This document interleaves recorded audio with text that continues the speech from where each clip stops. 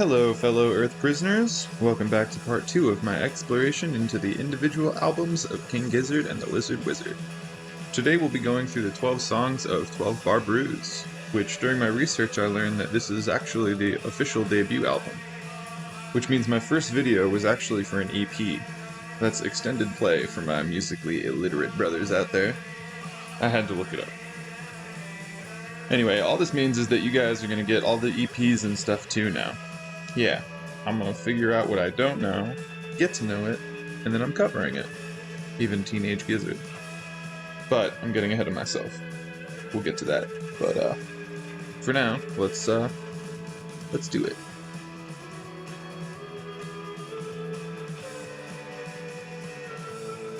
As I previously mentioned, we have 12 songs to cover. They are going to be Elbow, Muckraker, 9, 12 Bar Bruise, Garage Lydiard, Sam Cherry's Last Shot, High Hopes Low, Cutthroat Boogie, Bloody Ripper, Uh-Oh, I Called Mom, Sea of Trees, and Footy Footy.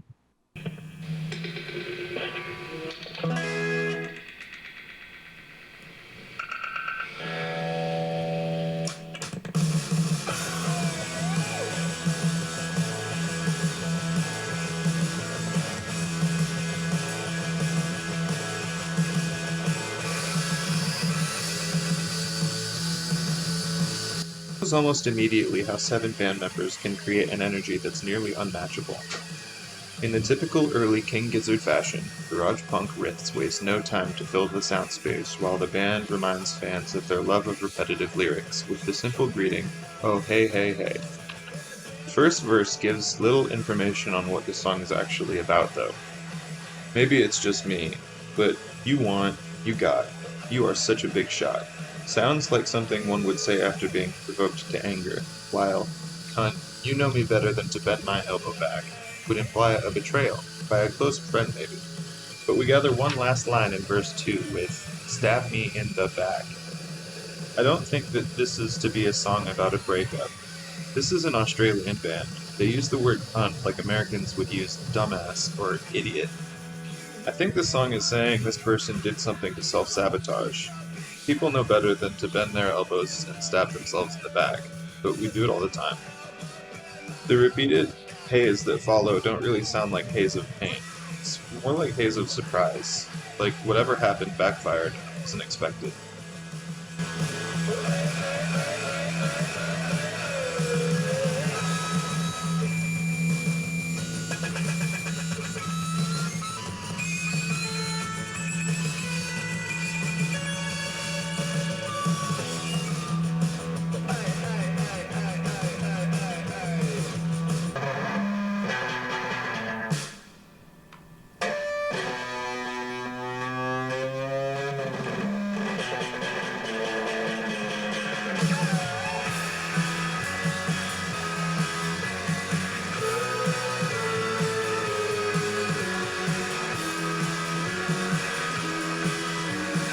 Genius.com would have you believe that this is a song about shit-kicking it with the friends and having a good time.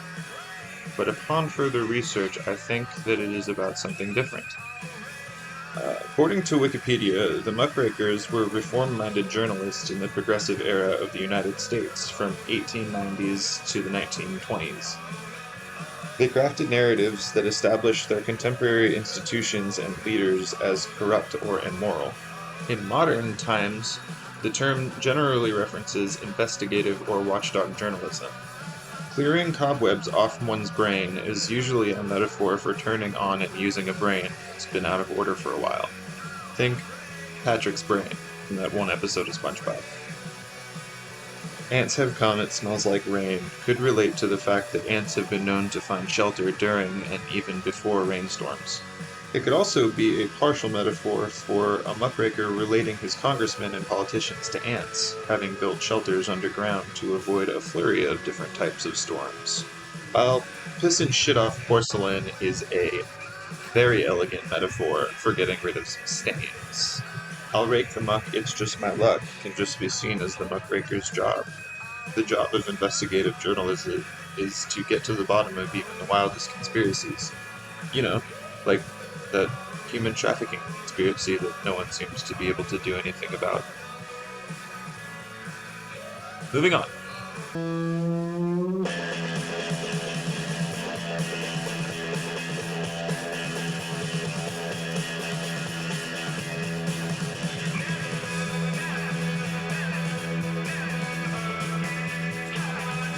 Okay, after hurting my brain a lot on that last song, Stu decided to let my dome relax with this one, with counting, and I'm super okay with it.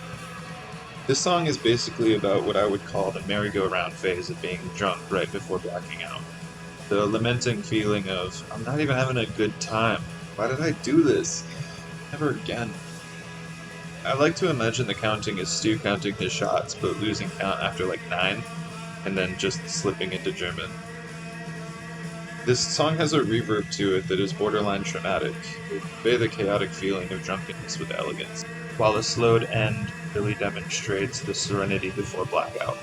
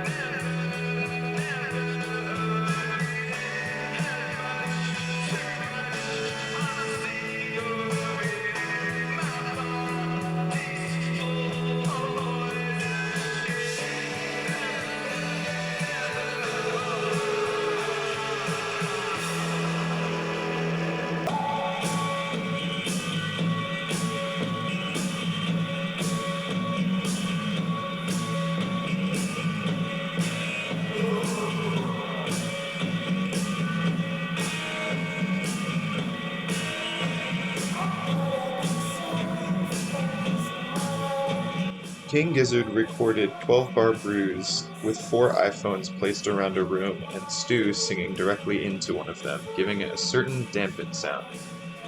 It seems as though Stu's persona is still drunk from the boozing of the last song, though it's clear in these lyrics that he still has the cognitive capacity to realize that he can't get it up and debates if he should stop drinking because of it.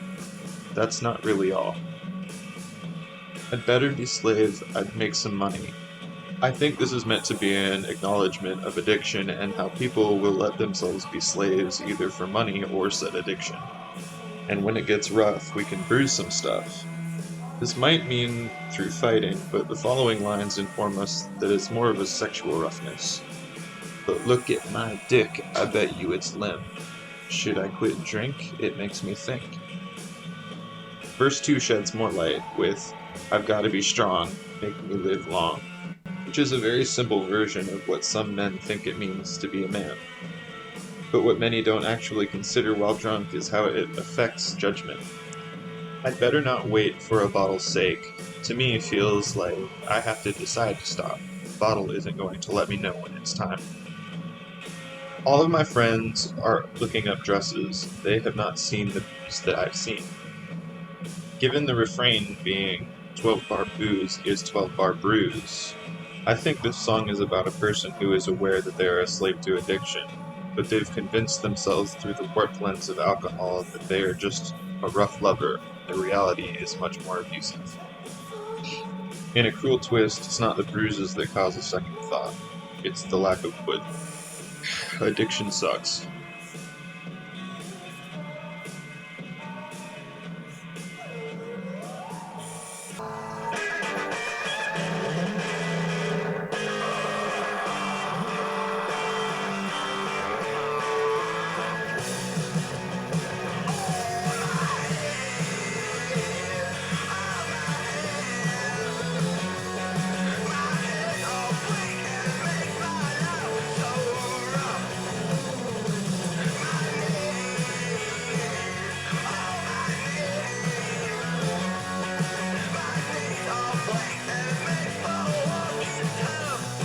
Gareth Lilliard is the lead member of the Melbourne band, The Drones. The lyrics are rather simple and somewhat difficult to derive a deeper meaning from, but I'll give it my best shot. My head's all bleak, and it makes my love so rough, and my knees are weak, and it makes for walking tough. After 12-bar Bruise, it's easy to see the relevance of rough love, but I also think it's somewhat interesting to note that the lyrics read that weak knees make for walking tough rather than makes my walking tough, as if weak knees are a benefit to standing tall and not being a pushover.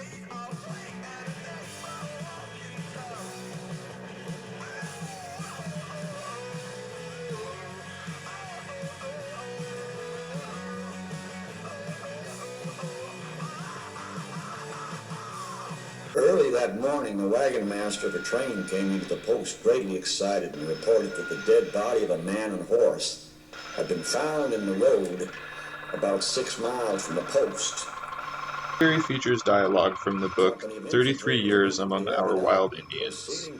The excerpt is read by Broderick Smith, who I learned is actually the father of King Gizzard's resident random noisemaker, Ambrose Kenny Smith. In short, it tells the tale of Sam Cherry and a party of men who were ambushed by 30 mounted Indians. Expecting a trap, Sam Cherry broke through the ambush in an attempt for freedom. But unfortunately for Sam, his horse stumbled, breaking its neck and pinning Sam's leg to the ground. Within moments, the Indians were upon him. Sam knew the horrors he faced if captured, so raising himself slightly, he fired off 5 shots at his enemies. He then turned the gun on himself, expending his last shot. It could be noted here that this spaghetti western vibe of this song will return for a full album in the very near future.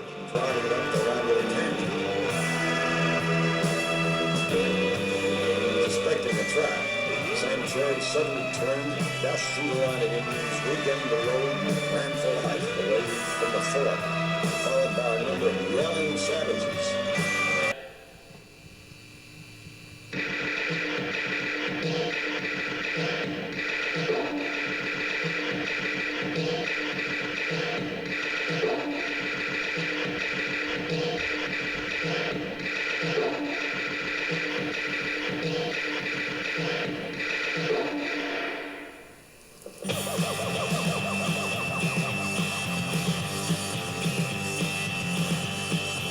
High Hopes Low is another fast-paced song with eccentric harmonica and equally high and low-pitched tones.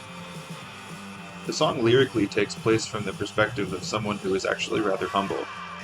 Well, I ain't dumb, but I ain't that smart, and I can't spell, but I can sound it out.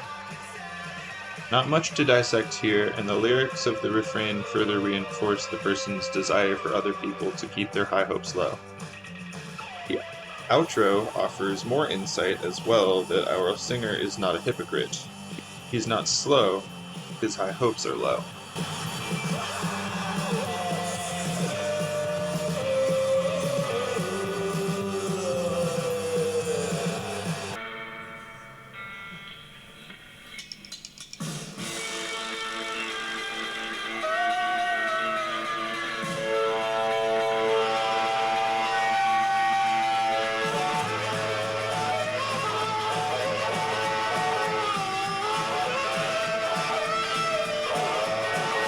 More harmonica.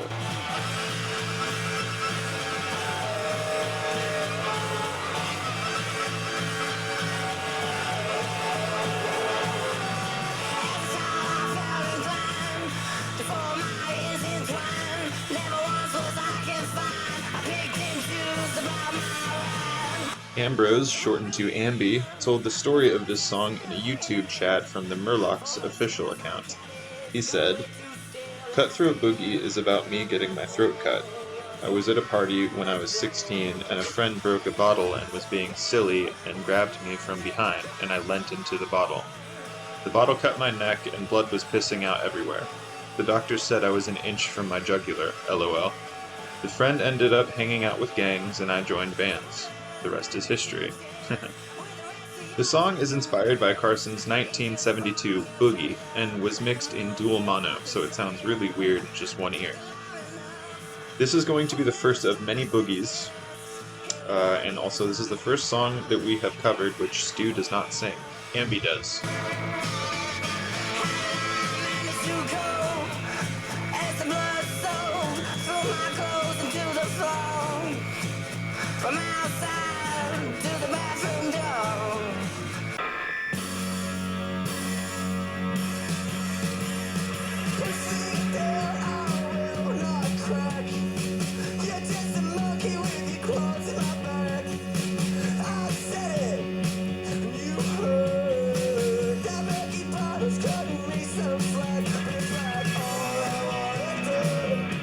I think Bloody Ripper is another example of what addiction can be like.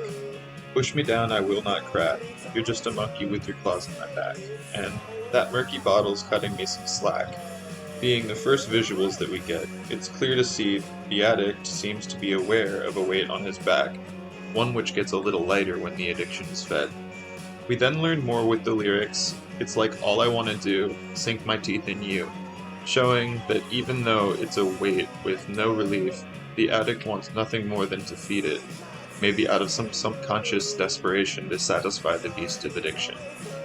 Meanwhile, the addiction itself is responding by saying to sink your teeth in. You already told me to. You said, it's alright. But it's not alright. It's a vicious cycle of saying it's alright.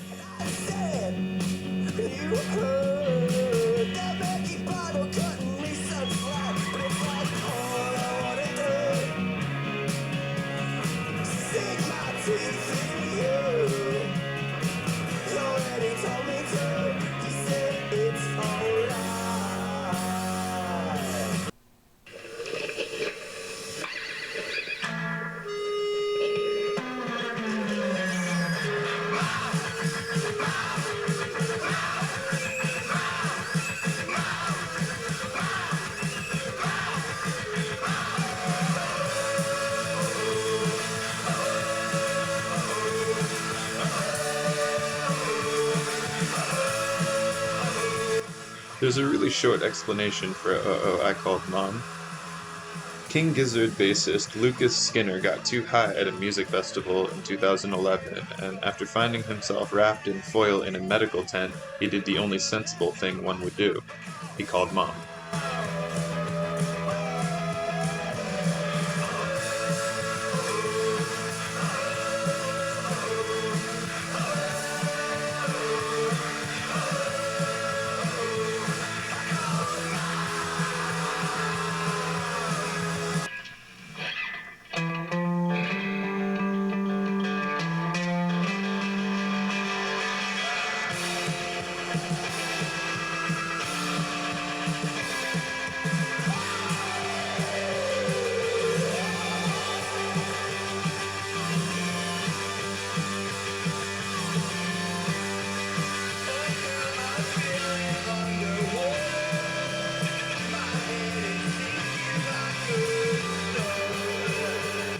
Lyrically, Sea of Trees takes a sort of dark turn comparatively to the rest of the album. The song references the Okigahara Forest, or Sea of Trees, in Japan. You may know it by another name, that one place Logan Paul went. The end of the recording features the sound of a tape machine running out of tape before dramatically cutting to a halt. A fairly ominous ending to an ominous theme.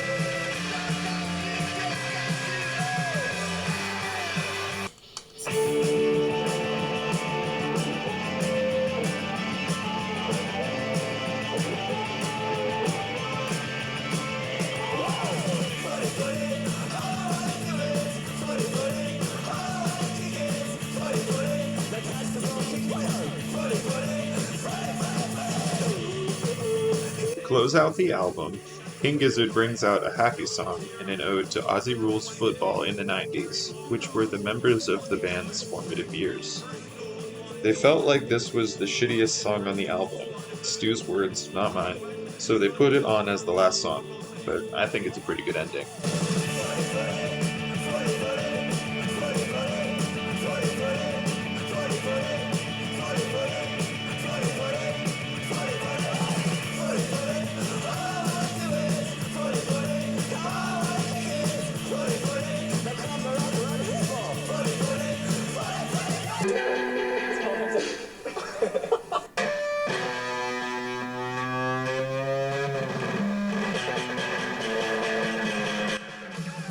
That was a good boy. So holy crap, right? I've listened to this album numerous times and there are so many things that I've never noticed. It appears that this album is designed to highlight the struggles of addiction, particularly alcoholism. There are many variables in all of our lives that lead us to do questionable things, but I think it's most important that we consider that people struggling with addiction may not have the understanding that they need help. Addiction can convince you that you're okay and that everyone else is crazy. It's a dangerous monkey. That being said, I think in terms of the Giz verse, this is intended to be another one of those world-building albums. We get to see that this world is very similar to our own. There are people doing their own thing, whether it be gutter punks from Willoughby's Beach or suicidal addicts from 12 Bar Bruise. I think they both take place around the same time, before the apocalypse. Time isn't really mentioned in any of the songs so far, except vague references to the 90s. So for now, I'll just conclude that these first two albums are setting the stage for all that we know to come.